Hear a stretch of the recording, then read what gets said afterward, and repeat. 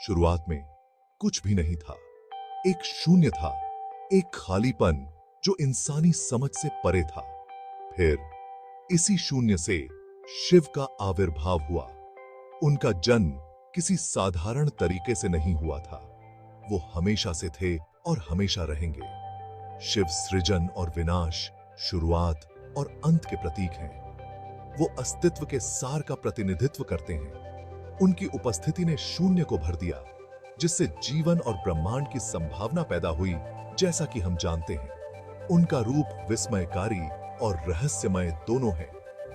उन्हें अक्सर उनके माथे पर तीसरी आंख के साथ चित्रित किया जाता है, जो मानव धारणा से परे ज्ञान और अंतर्दृष्टि का प्रतीक है। सांप उनके शरीर को सुशोभित करते हैं, जो प्रकृति की सबसे मौलिक शक्तियों पर उनकी महारत का प्रतीक है।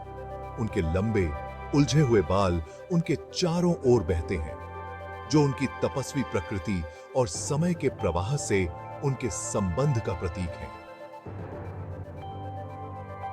इस आदिकालीन अवस्था से शिव ने सृजन के चक्र को गति दी। वो आदि योगी हैं, पहले योगी, जिन्होंने अपने गहन ध्यान के माध्यम से ब्रह्मांड को जन्म दिया। वो महादेव हैं, महान देवता, अपनी शक्ति और ज्ञान के लिए पूजनीय। लेकिन सिर्फ एक देवता से बढ़कर शिव उन मूलभूत सत्यों का प्रतिनिधित्व करते हैं जो अस्तित्व को नियंत्रित करते हैं। हिमालय में ऊंचा, बर्फ और धुंध में डूबा हुआ कैलाश पर्वत खड़ा है। यह राजसी चोटी केवल एक भौगोलिक आश्चर्य नहीं है, यह शिव का पवित्र निवास है। यह अपार आध्यात्मिक ऊर्जा का स्थान है। लाखों लोगों के लिए एक तीर्थ स्थल है जो उनका आशीर्वाद चाहते हैं। कैलाश पर्वत को अक्षमुंडी माना जाता है, ब्रह्मांड का केंद्र, जहां स्वर्ग पृथ्वी से मिलता है। ऐसा कहा जाता है कि पर्वत मेरु पर्वत का भौतिक प्रतिनिधित्व है। पौराणिक पर्वत, जिसे हिंदू ब्रह्मांड विज्ञान में सृष्टि के केंद्र के रूप में वर्णित किया गया है। यहां शिव गहन ध्यान में बैठते हैं। उनकी ऊर्जा बाहर की ओर विकीर्ण होती है, जो ब्रह्मांड के संतुलन को बनाए रखती है। कैलाश की यात्रा कठिन है, शारीरिक और आध्यात्मिक सहनशक्ति की परीक्षा है। फिर भी हर साल जीवन के सभी क्षेत्रों के भक्त शिव के प्रति अपनी आस्था और भक्ति से प्रेरित होकर इस तीर्थ यात्रा पर निकलते हैं। कैलाश की परिक्रमा करना ईश्वर से जुड़ना है, आत्मा को शुद्ध करना है और शिव का आशीर्वाद लेना है। शिव केवल एक स्थिर, ध्यान करने वाली आकृति नहीं है, वो नटराज भी है, नृत्य के देवता।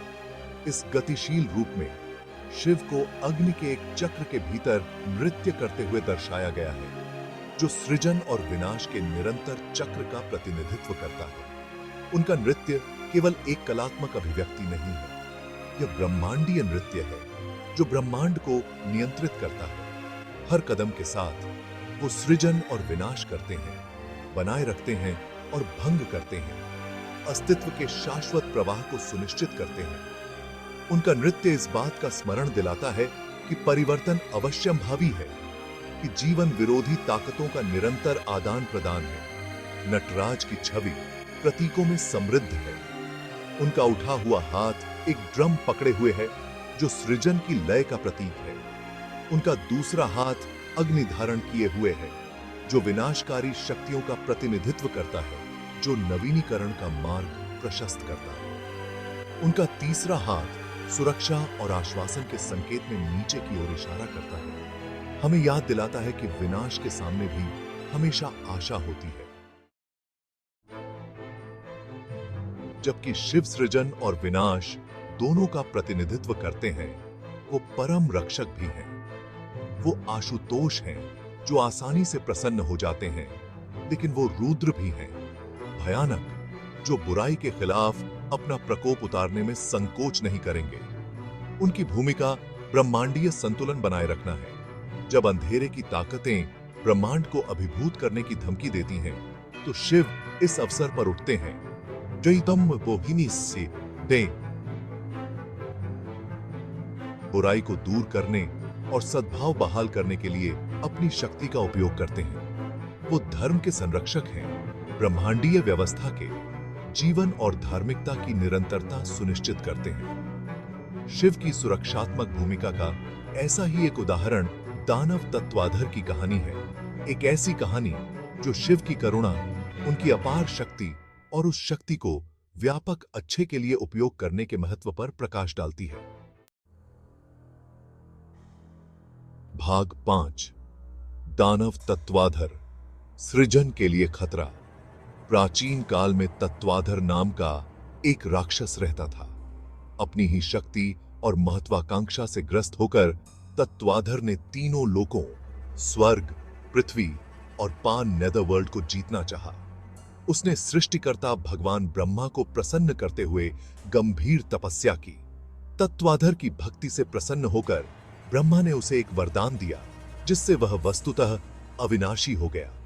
कोई भी देवता, दानव या नश्वर उसे युद्ध में पराजित नहीं कर सकता था। इस वरदान से सशक्त तत्वाधर ने पूरे ब्रह्मांड में कहर बरपाया। उसने आकाशीय प्राणियों को पराजित किया, नश्वर लोगों में भय और पीड़ा फैलाई और ब्रह्मांड को अराजकता में डुबाने की धमकी दी। देवता, आकाशीय प्राणी आतंक में रहते थे। उनका सामना इतने शक्तिशाली विरोधी से कभी नहीं हुआ था। तत्वाधर का आतंक का शासन अजेय लग रहा था। हताश होकर वे मदद के लिए ब्रह्मा की ओर मुड़े, लेकिन सृष्टिकर्ता भगवान असहाय थे। तत्वाधर को दिया गया वरदान ने उन्हें हताहती से इंटरवेंशन करने से रोक दिया। भाग 6, ब्रह्मा और विष्णु की प्रार्थना। शिव का हस्तक्षेप मांगना। स्थिति की गंभीरता को समझते हुए ब्रह्मा ने पालनहार भगवान विष्णु के साथ शिव से संपर्क करने का फैसला किया। उन्होंने तत्वाधर को रोकने के लिए पर्याप्त शक्तिशाली व्यक्ति के हस्तक्षेप की मांग करते हुए कैलाश पर्वत की यात्रा की। शिव के सामने खुद को प्रणाम करते हुए उन्होंने ब्रह्मांड की दुर्दशा सुनाई। तत्वाधर के आतंक के शासन ने ब्रह्मांड को व्यवस्था में डाल दिया था और केवल शिव ही उसे हराने की शक्ति रखते थे। उन्होंने शिव से हस्तक्षेप करने और सृजन को दानव के अत्याचार से बचाने के लिए विनती की। शिव ने उनकी दलीलों को धैर्यपूर्वक सुना। वो उस पीड़ा को समझता था जो तत्वाधर के कार्यों ने फैलाई थी और उसे सभी प्राणियों के लिए करुणा महसूस हुई। हालांकि वो ब्रह्मा द्वारा दानव को दिए गए वरदान से भी अवगत थे। वो जानता था कि तत्वाधर को हराने के लिए एक अनोखे दृष्टिकोण की आवश्यकता होगी, जो ब्रह्मा के वचन की पवित्रता का उल्लंघन न करे। भाग 7, शिव का प्रकोप, विनाश का ब्रह्मांडीय नृत्य। स्थिति पर विचार करने के बाद शिव मदद करने के लिए तैयार हो गए। वो जानता था कि तत्वाधर का सीधे युद्ध में सामना करना व्यर्थ होगा। इसके बजाय उन्होंने अपने सबसे शक्तिशाली हथियार तांडव, विनाश के अपने ब्रह्मांडीय नृत्य का उपयोग करने का फैसला किया। जैसे ही शिव ने अपना नृत्य शुरू किया, ब्रह्मांड का ताना बाना ही कांप उठा। पृथ्वी हिल गई, पहाड़ उखड़ गए और सागर मथ गए। उनका नृत्य भयानक और मंत्रमुग्ध कर देने वाला दोनों था। कच्ची शक्ति और दिव्य कृपा का प्रदर्शन। उनके नृत्य से उत्पन्न ऊर्जा ने अपने रास्ते में आने वाली हर चीज को भस्म करना शुरू कर दिया, जिससे तत्वाधर का सर्वनाश होने का खतरा पैदा हो गया। दानव शुरू में अपने वरदान पर भरोसा करते हुए घबराने लगा। उसने पहले कभी ऐसी ताकत का सामना नहीं किया था। ऐसा लग रहा था कि शिव के आदेश का पालन करते हैं, और उन्होंने महसूस किया कि उनके सामने प्रकट हो रहे ब्रह्मांडीय नृत्य की तुलना में उनकी अपनी शक्ति नगण्य थी। भाग 8, बुराई पर अच्छाई की विजय, तत्वाधर की हार। जैसे ही शिव का नृत्य अपने चरम पर पहुंचा, उन्होंने अपनी तीसरी आंख खोली, ज्ञान और विनाश की आंख। उनके माथे से एक अंधाधुंध प्रकाश निकला। जिसने अपने रास्ते में आने वाली हर चीज को जलाकर राख कर दिया। तत्वाधर सर्वग्रास करने वाली ऊर्जा से बचने में असमर्थ पूरी तरह से नष्ट हो गया। उसकी राख हवा में बिखर गई। तत्वाधर की हार के साथ ही ब्रह्मांड में शांति और व्यवस्था बहाल हो गई। देवताओं ने आनंदित होकर शिव पर अपनी कृतज्ञता प्रकट की। ब्रह्मा और विष्णु ने उनके ज्ञान और शक्ति की प्रशंसा करते हुए स्वीकार किया कि केवल वो ही वरदान की पवित्रता का उल्लंघन किए बिना दानव को जीतने का एक तरीका खोज सकते थे, शिव का नृत्य। जबकि विनाशकारी था, अंततः सृजन का कार्य था। तत्वाधर का नाश करके उसने जीवन और संतुलन के एक नए चक्र का मार्ग प्रशस्त किया था। उनके कार्यों ने प्रदर्शित किया कि यहां तक कि सबसे शक्तिशाली ताकतों को भी ब्रह्मांडीय व्यवस्था के आगे झुकना चाहिए, और यह कि विनाश में भी सृजन का बीज निहित है। भाग 9, शिव की करुणा। दानव का रूपांतरण। तत्वाधर के अपराधों के बावजूद शिव ने अपनी असीम करुणा में उसे मुक्ति प्रदान करने का फैसला किया। वो जानता था कि दानव के कार्य अज्ञानता और शक्ति के मद से उपजे हैं।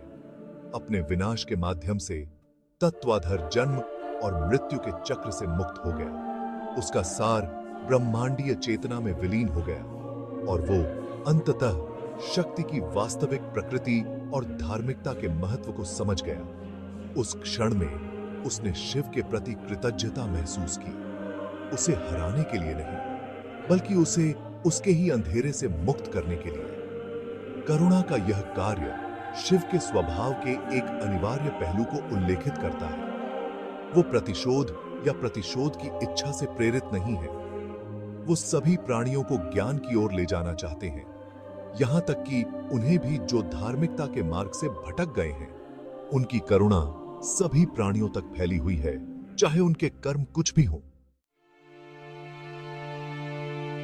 भाग 10, शाश्वत प्रासंगिकता। शिव के चिरस्थायी पाठ। शिव और तत्वाधर की कहानी गहन सबक देती है जो आज भी गूंजती है। यह हमें याद दिलाती है कि शक्ति का दुरुपयोग करने पर विनाश और अराजकता हो सकती है। यह व्यापक अच्छे के लिए, सभी प्राणियों की बेहतरी के लिए अपनी क्षमताओं का उपयोग करने के महत्व पर प्रकाश डालता है। शिव का नृत्य ब्रह्मांड की हमेशा बदलती प्रकृति का प्रतीक हमें परिवर्तन को अपनाने और जीवन के उतार चढ़ाव के अनुकूल होने की शिक्षा देता है। उनकी करुणा हमें हर स्थिति को समझ और क्षमा के साथ देखने की याद दिलाती है, यह पहचानते हुए कि हर कोई अपनी यात्रा पर है। शिव की विरासत पौराणिक कथाओं से कहीं आगे तक फैली हुई है। वो ज्ञान, करुणा और वैराग्य के काला टाइमलेस मूल्यों को धारण करते हैं। पीढ़ी दर पीढ़ी चली आ रही उनकी शिक्षाएं लाखों लोगों को आंतरिक शांति की तलाश करने, जीवन के चक्रीय स्वभाव को गले लगाने और खुद के साथ और अपने आसपास की दुनिया के साथ सद्भाव में रहने का प्रयास करने के लिए प्रेरित करती रहती हैं।